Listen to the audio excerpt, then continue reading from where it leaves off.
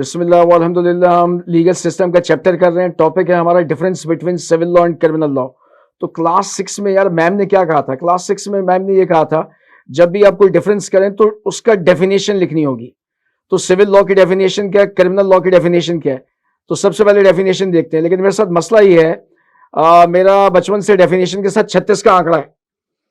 तो पहले civil law की डेफिनेशन समझने से पहले हम कुछ डेली लाइफ की एग्जाम्पल लेते हैं।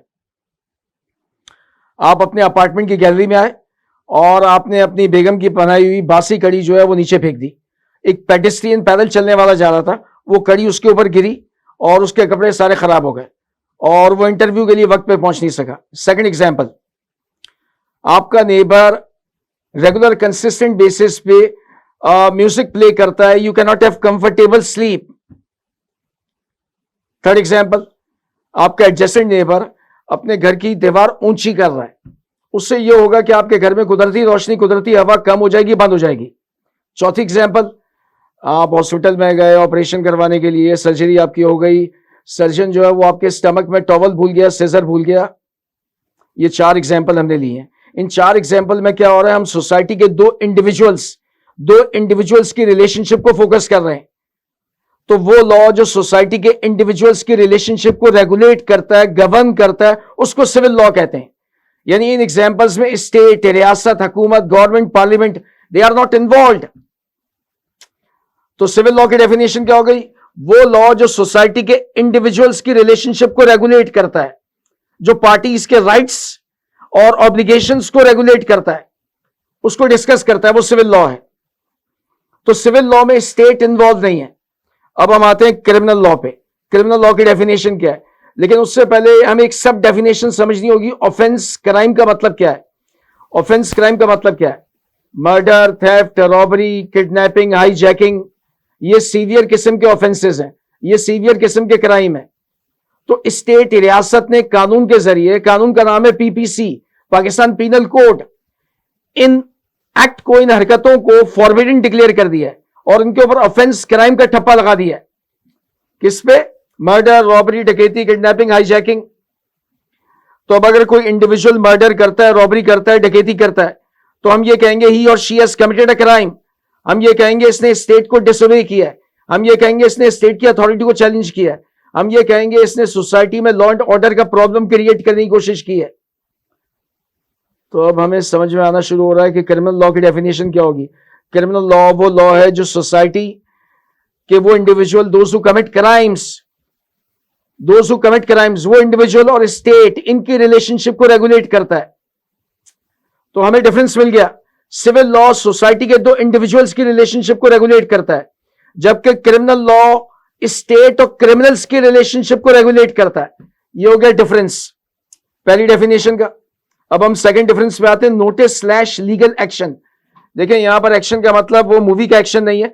एक्शन का मतलब है यहां पे suit, SUIT, suit. Suit noun है, इसका वर्ब है सू, SUE, सू। मैं तुम्हारे खिलाफ केस फाइल कर दूंगा। एक्शन का मतलब FIR कटवाना भी है, एक्शन का मतलब कंप्लेन फाइल करना भी है। तो बात ये हो रही है कि अगर आपके सिविल राइट्स की इंफ्रिंजमेंट होती है, इंफ्रिंजमेंट बोले तो खिलाफ वर्जी, अगर आपके सिविल राइट्स की इंफ्रिंजमेंट होती है, वायलेशन होती है। चलो एग्जांपल ले लेते हैं।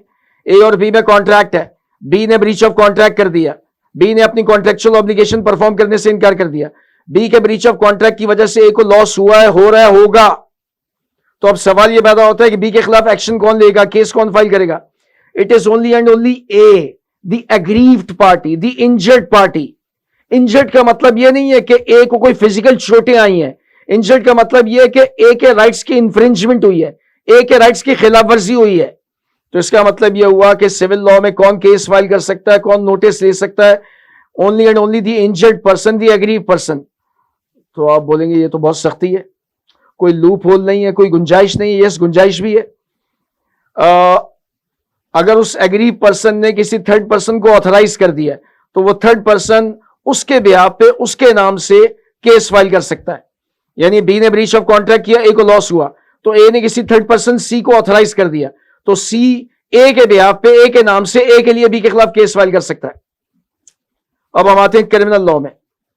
In case of commission of crime, यानी मर्डर हुआ है, जो मर्डर हुआ है वो लावारिस है, उसके आगे पीछे कोई नहीं है, जिसका मर्डर हुआ उसके लीगल रिप्रेजेंटेटिव वर्षा किसी खौफ और हिरास की वजह से एफआईआर नहीं कटवा रहे, एफआईआर बोले तो फर्स्ट इंफॉर्मेशन रिपोर्ट, तो in case of commission of crimes कोई नोटिस ले या ना ले, स्टेट रियासत हर हाल में नोटिस लेगी।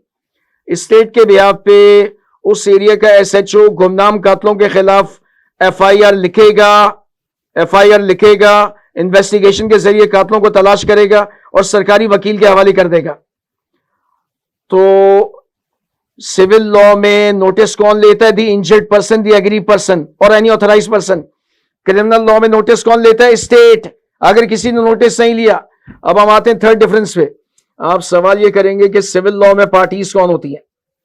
वही ए और बी की एग्जांपल लेते हैं।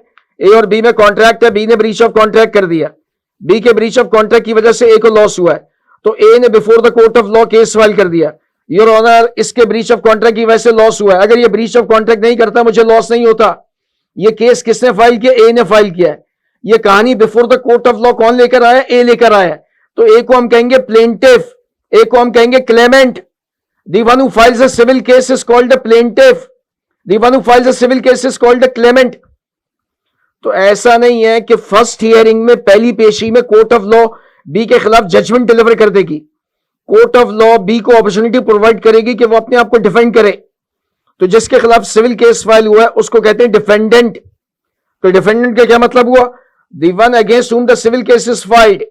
तो सिविल केस की दो पार्टीज हो गई, प्लेंटिफ उसको क्लेमेंट भी कहते हैं और defendant. Plaintiff civil case file करता है, डिफेंडेंट जिसके खिलाफ सिविल केस फाइल होता है। ये तो हो गई सिविल केस की पार्टीज। अब हम आते हैं क्रिमिनल लॉ में। क्रिमिनल केस में क्रिमिनल केस कौन फाइल करता है? देखिए, स्टेट रियासत के पास गोश्त पोस्ट का जिस्म नहीं है। स्टेट के बिहाफ पे उसका एक नुमाइंदा क्रिमिनल केस फाइल करेगा। वो नुमाइंदा होता है सरकारी वकील। सरकारी वकील को कहते हैं पब्लिक प्रोसिक्यूटर। पब्लिक प्रोसिक्यूटर के लिए एक शॉर्ट फ्रेज बना लेते हैं प्रोसिक्यूशन। प्रोसिक्यूशन फाइल्स अ क्रिमिनल केस। ये एक लॉ ग्रेजुएट है, इसके पास लॉ प्रैक्टिस करने का लाइसेंस है। तो सरकारी वकील यानी प्रोसिक्यूशन फाइल्स अ क्रिमिनल केस। जिसके खिलाफ क्रिमिनल केस फाइल होता है उसको कहते हैं एक्यूज्ड। एक्यूज्ड जिसके ऊपर चार्ज है, जिसके ऊपर एक्विजिशन है, जिसके ऊपर चार्ज है, एक्विजिशन है, इसने मर्डर किया, इसने रॉबरी की है, इसने रेप किया, इसने डकैती की है। तो क्रिमिनल केस की पार्टीज क्या हो गई? Prosecution and accused. प्लेंटिफ को उर्दू में कहते हैं मुद्दई, डिफेंडेंट को उर्दू में कहते हैं मुद्दा अलय। तो प्लेंटिफ और डिफेंडेंट मार्केट से अपने चॉइस के लॉयर की सर्विसेज हायर कर सकते हैं। प्रोसिक्यूशन इसको उर्दू में कहते हैं इस्तगासा। ये तो है ही law graduate practising lawyer, state के बिहाफ पे क्रिमिनल केस फाइल कर रहा है। एक्यूज इसको उर्दू में कहते हैं मुल्जिम। एक्यूज मुल्जिम के पास ये राइट होगा कि वो मार्केट से अपने चॉइस के लॉयर की सर्विसेज हायर कर सकता है। अब हम एक्यूज के हवाले से एक मैक्सिम पे आते हैं। मैक्सिम बोले तो कहावत पे आते हैं। क्या लिखा हुआ है? An accused shall be presumed innocent until proven guilty. देखिए, मैंने मुर्तजा कायद पे एक्विजिशन लगाया, चार्ज लगाया कि उसने मेरा सेलफोन चोरी कर लिया। एक्विजिशन लगाना, चार्ज लगाना एक बात, before the court of law इसका एस्टैब्लिश होना दूसरी बात। तो जब तक गिल्ट, ऑफेंस, क्राइम एक्यूज के खिलाफ एस्टैब्लिश नहीं होता, उसको वही प्रोटोकॉल, वही रिस्पेक्ट दी जाएगी जो कि इनोसेंट पर्सन को दी जाती है। यानी उसको ड्राइंग रूम की सैर नहीं करवाई जाएगी, पुलिस की लैंग्वेज में बोले तो उसको छितरौल नहीं मारी जाएगी, उसको रात भर जगा के नहीं रखा जाएगा। तो क्या मैक्सिम है, क्या कहावत है? An accused shall be presumed innocent until proven guilty. आगे आते हैं six difference title of a case. तो आप कहेंगे ये कि भैया दुनिया में तो लाखों करोड़ों सिविल केसेस होंगे, क्रिमिनल केसेस होंगे, हम किसी सिविल केस को कैसे आइडेंटिफाई करेंगे? तो जाहिर है दुनिया में हर चीज का नाम है। आप ये कोर्स कर रहे हैं कैप 4, इसका टाइटल है, नाम है बिजनेस लॉ। आप इस शहर में रह रहे हैं, इसका नाम है कराची, इस मुल्क का नाम है पाकिस्तान। तो इसी तरह केसेस के भी टाइटल होते हैं, केसेस के भी नाम होते हैं। तो सिविल केस का टाइटल कैसे बनता है? एग्जाम्पल लेते हैं, अमजद वर्सेस बकर, हाई कोर्ट कराची 1996। अमजद और बकर के दरमियान कोई सिविल डिस्प्यूट हुआ। अमजद और बकर के दरमियान कोई सिविल डिस्प्यूट हुआ। अमजद ने बकर के खिलाफ केस फाइल कर दिया। तो अमजद और बकर पार्टीज है। कोर्ट कौन सी? हाई कोर्ट है, हाई कोर्ट कराची है और 1996 का केस है। तो जिसका नाम पहले लिखा हुआ वो प्लेंटिफ है, उसने ये सिविल केस फाइल किया है। जिसका नाम बाद में लिखा हुआ बकर, वो डिफेंडेंट है, उसके खिलाफ सिविल केस फाइल हुआ है। तो आप बोलेंगे अबे यार केएफ दिमाग की दही बना रहा, कुछ समझ में नहीं आ रहा क्या बात हो रही है। टाइटल ऑफ अ केस में 3 इंफॉर्मेशन आपके पास होनी चाहिए। Number 1 name of the parties, पहला नाम प्लेंटिफ का होगा, दूसरा नाम डिफेंडेंट का होगा। Number 2 name of the court, number 3 the year. This package of information is called the title of a civil case. अब आगे आते हैं क्रिमिनल केस के टाइटल। देखें क्रिमिनल केस ख्वाह मुस्लिम स्टेट हो, ज्यूइश स्टेट हो, हिंदू स्टेट हो, क्रिश्चियन स्टेट हो, सेक्युलर स्टेट हो, आज मॉडर्न वर्ल्ड में क्रिमिनल केस सिर्फ और सिर्फ स्टेट रियासत फाइल करती है।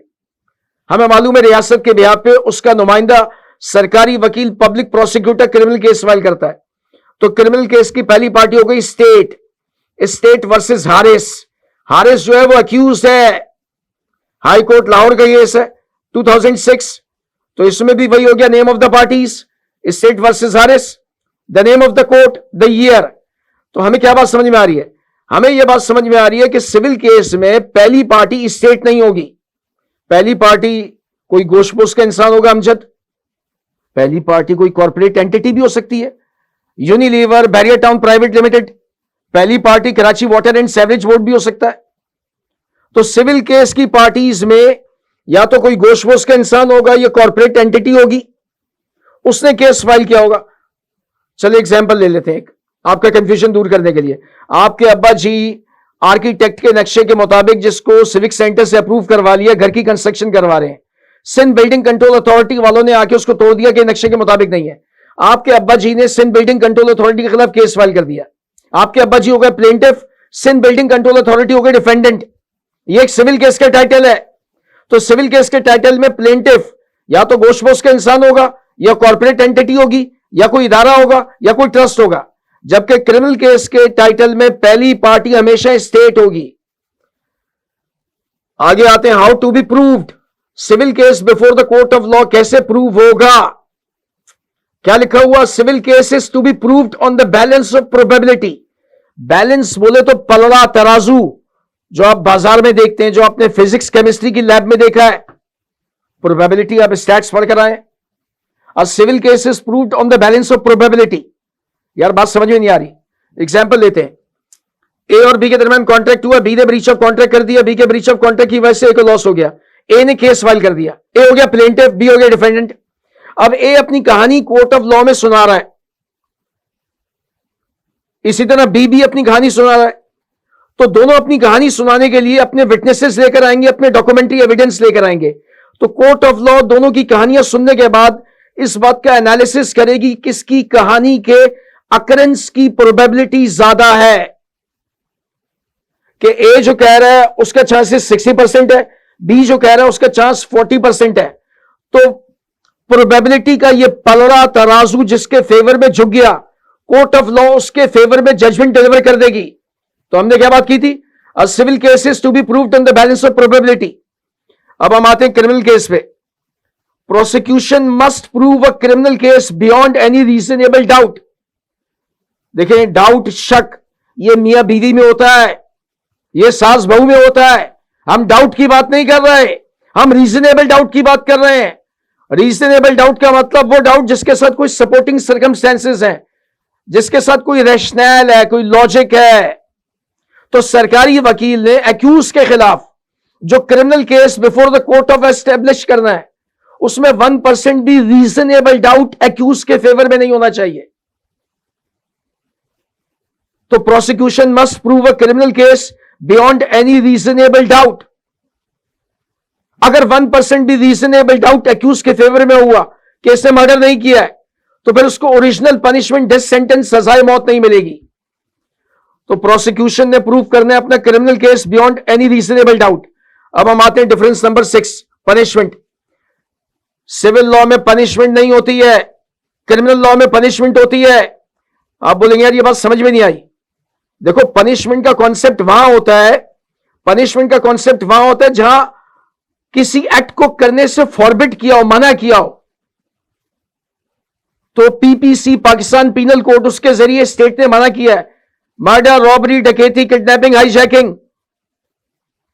तो जब एक काम करने से मना किया और हम वो काम करते हैं तो पनिशमेंट मिलेगी। अब्बा जी ने कहा है कि घर जो है वो 10 बजे आना है, 10 बजे के बाद घर जाएंगे, अब्बा जी चित्तर मारेंगे। सिविल लॉ में मना वाली कोई बात नहीं है, फॉरबिडन वाली कोई बात नहीं है। ब्रीच ऑफ कॉन्ट्रैक्ट करना क्राइम नहीं है। अपने बिल्डिंग प्लाजा की छत पे चढ़कर दूसरों के घरों में देखना, झांकना क्राइम नहीं है। अपार्टमेंट की गैलरी से नीचे कचरा फेंकना क्राइम नहीं है। इनका ताल्लुक मोरालिटी से है। तो सिविल लॉ में there is no concept of punishment, criminal law में there is concept of punishment. चूंकि ये टॉपिक पढ़ा है difference between civil law and criminal law, इसका पार्ट 2 हम अगली रिकॉर्डिंग में सुनते हैं। हास्ता लाविस्ता।